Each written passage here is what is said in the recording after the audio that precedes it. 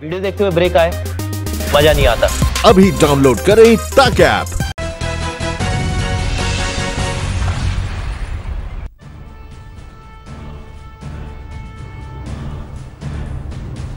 नमस्कार, आप देख रहे हैं आज तक। मैं हूं आपके साथ रोहित सरदार। आपको पुलवामा का अटैक याद होगा। फरवरी 2019 में हुआ था यह आतंकी हमला। इस हमले में विस्फोटक से भरी एक गाड़ी सीआरपीएफ जवानों के काफिले में घुस गई थी। भयानक धमाका हुआ था और हमने अपने देश के 45 जवान खो दिए थे। लेकिन उसी पुलवामा में ठीक वैसे ही धमाके की एक और साजिश एक बार फिर रची गई और इस बार मात खाने की बारी आतंकवादियों की थी। आतंकियों की साजिश को हमारे सुरक्षा बलों ने नाकाम कर दिया। एक भयानक धमाका जिसने बहुत बड़ी आतंकी साजिश को धुआं धुआं कर दिया। एक जबरदस्त विस्फोट जिसने आतंकियों के खूनी इरादों के परखच्चे उड़ा दिए। यह धमाका उस बारूद को खत्म करने के लिए किया गया जो एक कार में आतंकियों ने जमा किया था, पुलवामा जैसा हमला दोबारा करने के लिए। पुलवामा जिले के आयनगुंड इलाके में बारूद से लदी एक सेंट्रो कार को लाया गया, जिसको वहां तक आतंकियों ने चलाकर पहुंचाया। लेकिन उसी बीच सुरक्षा बलों और पुलिस को इसकी जानकारी मिली और गाड़ी को समय रहते हुए उसमें रखे गए बारूद को डिफ्यूज किया गया और उसके बाद एक बहुत बड़ा ब्लास्ट उस इलाके में हुआ। सोचिए, धमाका इतना जोरदार था कि कार के पुर्जे लोहे के कबाड़ में तब्दील हो गए। दरअसल ये 14 फरवरी 2019 को पुलवामा में हुए हमले को दोहराने की साजिश थी, जिसे समय रहते सुरक्षा एजेंसियों ने नाकाम कर दिया। पुलवामा पुलिस को जानकारी मिली थी कि आतंकी पुलवामा जैसा आतंकी हमला करने की योजना बना रहे हैं। रात के करीब 11 बजे सुरक्षा बल के जवानों ने आखिरकार पुलवामा के आयनगुंड में सफेद रंग की ये कार देखी। इस कार में दुपहिया वाहन का नंबर प्लेट था। सुरक्षा बलों ने कार को रोकने की कोशिश की, मगर कार में बैठे आतंकी ने यू टर्न लेकर कार दौड़ा दी। आगे जाकर आतंकी कार छोड़कर भाग गया। हम लोगों को इत्तला था कि जैश मोहम्मद का मिलिटेंट इस कार्रवाई को करने वाला था और यह जंगे बदर के दिन ही करना था, क्योंकि उस टाइम में हम लोग बहुत सारी कार्रवाई प्रिवेंटिव मेजर लिए, तो हम लोग के प्रिवेंटिव और ऑफेंसिव ऑपरेशन के चलते उस टाइम में नहीं कर पाया। कार की तुरंत तलाशी हुई। कार के अंदर नीले रंग के एक बड़े ड्रम में विस्फोटक भरा हुआ था। बम डिस्पोजल स्क्वाड को तुरंत मौके पर बुलाया गया। तुरंत पास के गांव को खाली कराया गया और फिर इस ब्लास्ट के साथ बम को डिफ्यूज किया गया। इसके साथ ही एक बड़ी साजिश नाकाम हो गई। पुलिस के लिए राहत की बात यही है कि समय रहते हुए उन्होंने इस ब्लास्ट को डिफ्यूज किया, वरना अगर इसका निशाना सुरक्षा बल जो कि आतंकियों का निशाना था बनते तो कहीं न कहीं काफी ज्यादा क्षति इस ब्लास्ट से होती। बड़ा सवाल यह है कि कश्मीर में कड़ी सुरक्षा के बावजूद आतंकी कैसे विस्फोटक लाने में कामयाब हुए। बहुत ही क्रेडिबल इंफॉर्मेशन पुलिस को मिली, पुलवामा पुलिस को, कि एक ऐसा कार जो पुलवामा में इस्तेमाल किया था, व्हाइट सेंट्रो कार, जिसमें आईडीज तैयार होकर के रखी हुई हैं, इसको एक लोकेशन से दूसरी लोकेशन पे शिफ्ट किया जा रहा है। ये वही पुलवामा है जहां 14 फरवरी 2019 को सीआरपीएफ के काफिले पर आतंकी हमला हुआ था। हमले में 45 सुरक्षाकर्मी शहीद हुए थे। एक बार फिर आतंकियों ने पुलवामा में उसी तरह की तबाही की साजिश रची, लेकिन सुरक्षा एजेंसियों ने बड़ी चुस्ती से इसे तहस नहस कर दिया। श्रीनगर से अशरफ वानी और दिल्ली से कमलजीत संधू के साथ आज तक ब्यूरो। और इस खबर के हर पहलू को आपको विस्तार से दिखाएंगे अब से थोड़ी देर बाद, ठीक 7:30 बजे हमारी स्पेशल पेशकश में पुलवामा पार्ट 2 इनसाइड स्टोरी। और अब बात सोनिया गांधी के उस आक्रामक तेवर की जिसका इस्तेमाल उन्होंने आज सरकार के खिलाफ किया। सोनिया ने प्रवासी मजदूरों की बदहाली के लिए केंद्र को कसूरवार बताया और उनके लिए सीधी आर्थिक मदद की मांग की। सोनिया के हमले को प्रियंका का भी साथ मिला।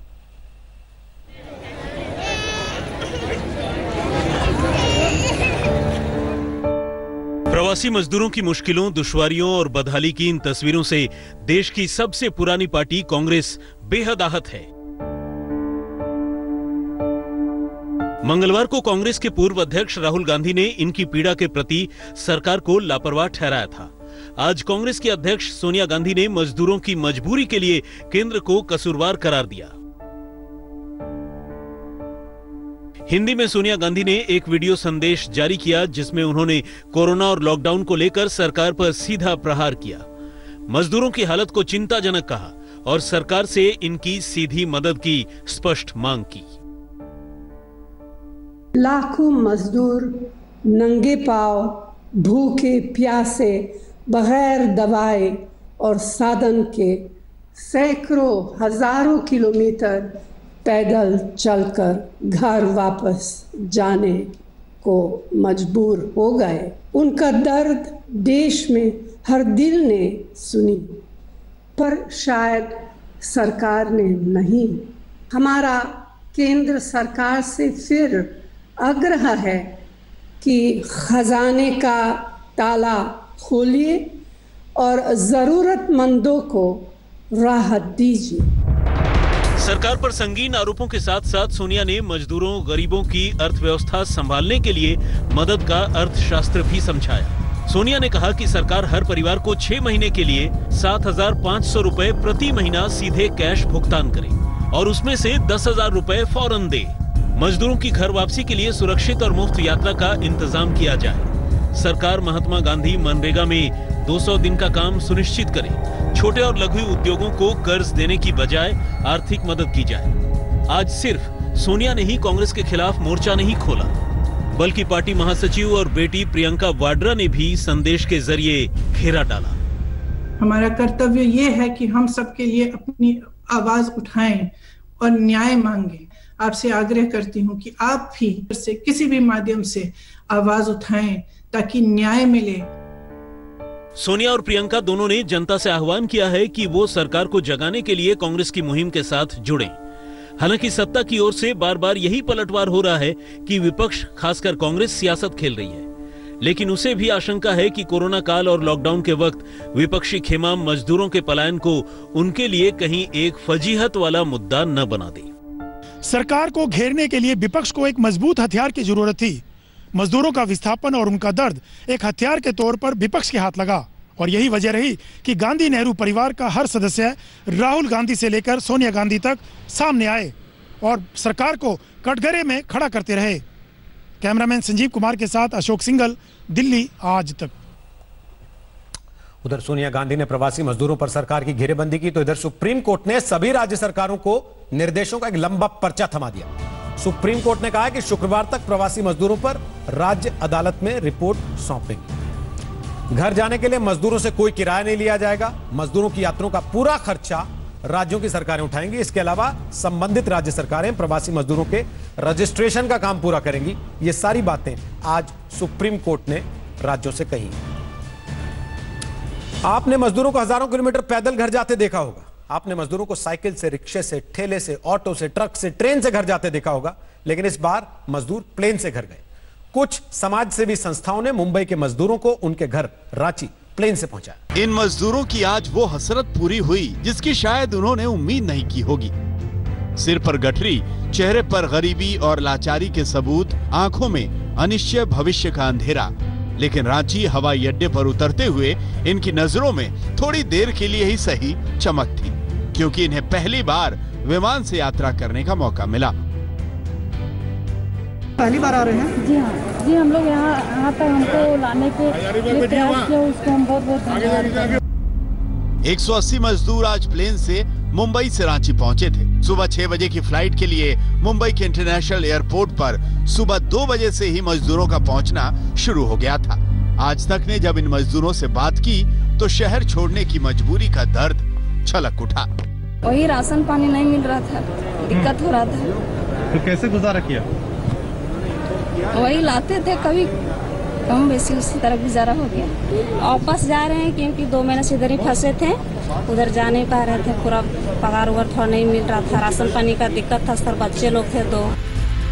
मजदूरों के लिए विमान का किराया सोचना भी मुश्किल है, लेकिन इन मजदूरों के लिए Bangalore law school alumni association मसीहा बनकर आया। कुछ एनजीओ की मदद से करीब 12 लाख रुपए खर्च कर सारा इंतजाम किया गया। पूछा, हमने सिर्फ बोला कि आप लोग को आना है तो फ्लाइट है, तो we haven't really gone. Migrants का रिएक्शन क्या था? हमने वैसे पूछा नहीं actually, to be honest.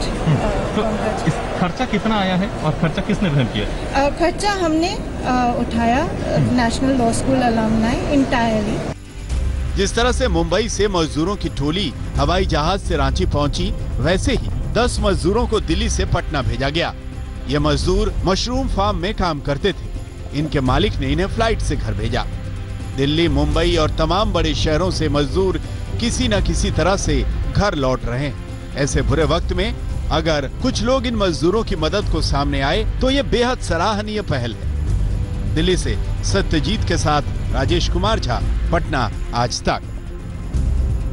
Modi सरकार के मुख्य वैज्ञानिक सलाहकार डॉक्टर के विजय राघवन ने कहा कि कोविड-19 के लिए देश में वैक्सीन बनाने की प्रक्रिया जोरों पर है और अक्टूबर तक कुछ कंपनियों को इसके प्री क्लिनिकल स्टडीज तक पहुंचने में कामयाबी मिल सकती है।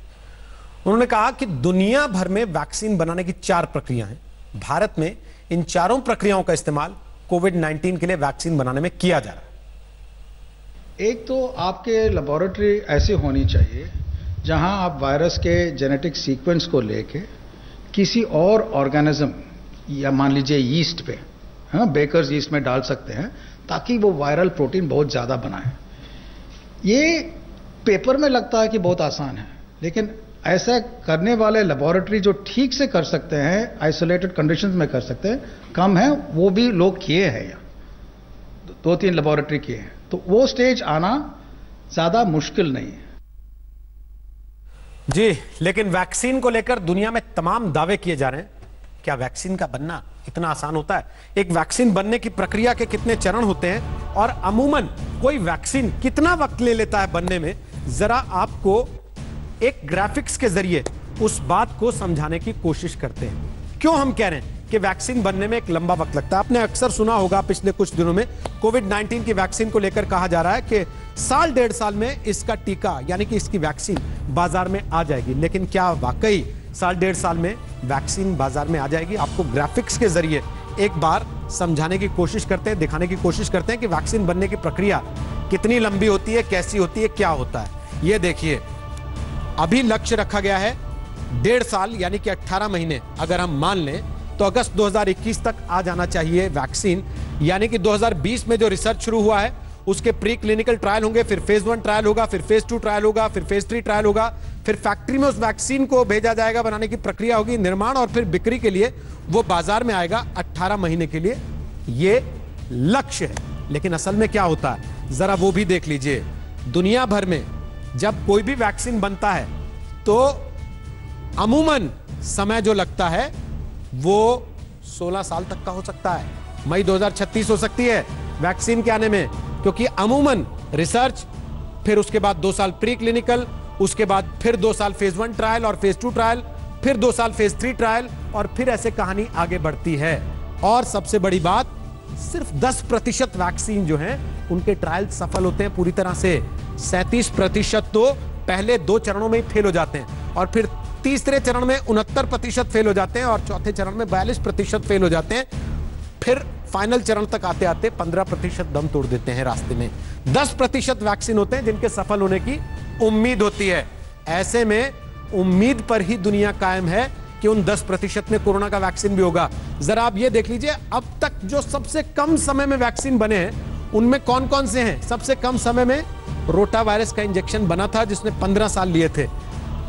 HPV वायरस का इंजेक्शन 15 साल में बना था। इन्फ्लुएंजा यानी फ्लूमिस्ट जिसको आप वैक्सीन कहते हैं वो 28 साल में बना था। और चेचक का वैक्सीन वेरिसेला दुनिया 28 साल में ढूंढ पाई थी। ये बातें हम आपको डराने के लिए बिल्कुल नहीं कह रहे, केवल आपको प्रक्रिया बताने के लिए कह रहे हैं। और उस प्रक्रिया में दुनिया इस बात को समझते हुए कितनी तेजी से काम कर रही है कि कोरोना से बचाव के लिए उनको वैक्सीन जल्दी से जल्दी चाहिए। बहरहाल रुक करते हैं मुंबई का, जहां कोरोना से हालात लगातार बिगड़ते जा रहे हैं। कोरोना के बीमारों का आंकड़ा 32,000 को पार कर गया। सबसे बुरे हालात धारावी में है, इसलिए धारावी में कोरोना की दहशत भी सबसे ज्यादा है। अब आलम यह है कि धारावी को छोड़कर बड़ी तादाद में मजदूर अपने घरों की तरफ जा रहे हैं। 10 लाख से ज्यादा की आबादी वाले एशिया के सबसे बड़े स्लम में मजदूरों की घर वापसी का दौर जारी है। सड़कों पर लोगों का सैलाब है और बस एक ही सपना है, किसी तरह अपने घर लौट जाएं। ये वो धारावी है जहां अब तक 1600 से ज्यादा केस सामने आ चुके हैं। वहीं अब तक 61 लोगों की जान कोरोना से जा चुकी है। लेकिन धारावी से इस तरह का पलायन बाकी राज्यों के लिए किसी खतरे से कम नहीं है। यहाँ से लोग यूपी और बिहार जा रहे हैं, जहाँ कोरोना के संक्रमण का खतरा बढ़ता जा रहा है। बिहार में 3000 पॉजिटिव केस में करीब 1800 केस बाहर से आए लोगों के हैं। ऐसे में मजदूरों का इस तरह का पलायन एक गंभीर समस्या बनता जा रहा है। वहाँ बोला गया था कि जब ट्रेन मालूम पड़ेगा चले जाना, ऐसे एक दूसरे से मालूम पड़ता है कि ट्रेन है, इसके लिए हम लोग आ गए थे। ये यूपी बिहार की लाइन लगी हुई थी, तो अभी आगे पुलिस ने कहा कि जो है यूपी बिहार वाले बाहर निकल जाओ। करीब कुछ नहीं तो हजारों आदमी की लाइन है। वो बोल रहा है कि न सब यूपी वाले से बाहर हो जाओ, गाड़ी नहीं है। किसी तरीके की सावधानी आप लोगों को डर नहीं लगता? डर का क्या है, बस गाँव जाना है।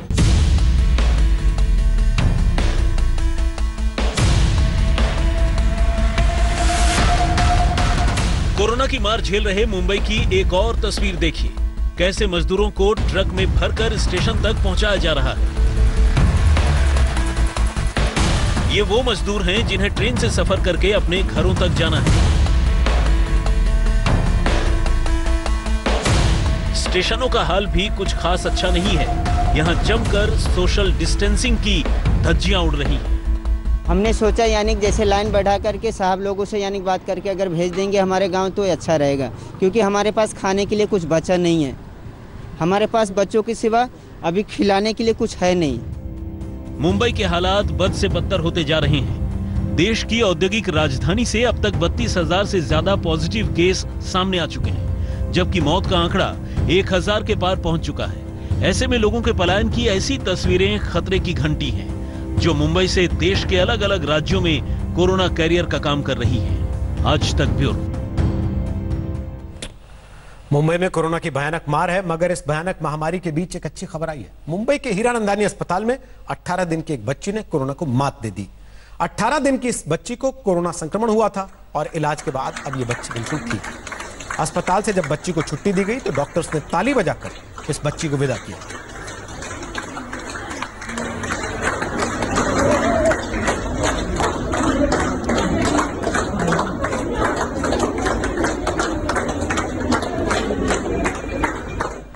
दिल्ली में भी कोरोना का संक्रमण कम होने का नाम नहीं ले रहा। आज दिल्ली में एक ही परिवार के 6 लोग कोरोना संक्रमित पाए गए तो इलाके में हड़कंप मच गया। इसके अलावा दिल्ली पुलिस पर कोरोना का भयानक अटैक हुआ है। यहाँ पे एरिया सील किया जा रहा है और सील होने के बाद आपके घर से कोई बाहर नहीं निकलेगा, ना कोई बाहर से अंदर आएगा। और आपको जो भी जरूरी सामान है, लाइक मेडिसिन और घरेलू सामान, जो भी दूध वगैरह और जो भी सामान चाहिए होगा, वो आपके घर तक पहुंचाया जाएगा। हमारे सीडीबी जो है सुबह 6 बजे से लेकर रात के 10 बजे तक यही मिलेंगे आपको। हेलो। कोरोना संक्रमण की मार से तड़पती दिल्ली के लिए कोई सुबह राहत वाली नहीं होती है। कोरोना की दहशत दिन ब दिन बड़ी हो रही है। तस्वीरें देखिए, ये दिल्ली में सुभाष नगर का इलाका है। यहाँ ब्लॉक 2 में एक ही घर में कोरोना के 6 केस सामने आने के बाद हड़कंप मचा है। रिपोर्ट सामने आने के बाद दिल्ली पुलिस ने इलाके को कंटेनमेंट जोन घोषित कर इलाके को सील कर दिया है। पुलिस अनाउंस कर रही है कि लोग घरों में ही रहें, उनकी जरूरत का सामान उन्हें पुलिस पहुंचा देगी। सील होने के बाद आपके घर से कोई बाहर नहीं निकलेगा, ना कोई बाहर से अंदर आएगा। और आपको जो भी जरूरी सामान है, लाइक मेडिसिन और घरेलू सामान, जो भी दूध वगैरह और जो भी सामान चाहिए होगा, वो आपके घर तक पहुंचाया जाएगा।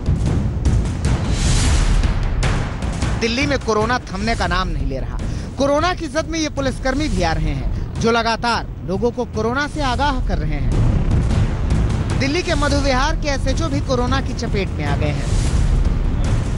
इसके अलावा एक अस्पताल में तैनात पुलिस के 2 जवानों में भी कोरोना संक्रमण मिला है।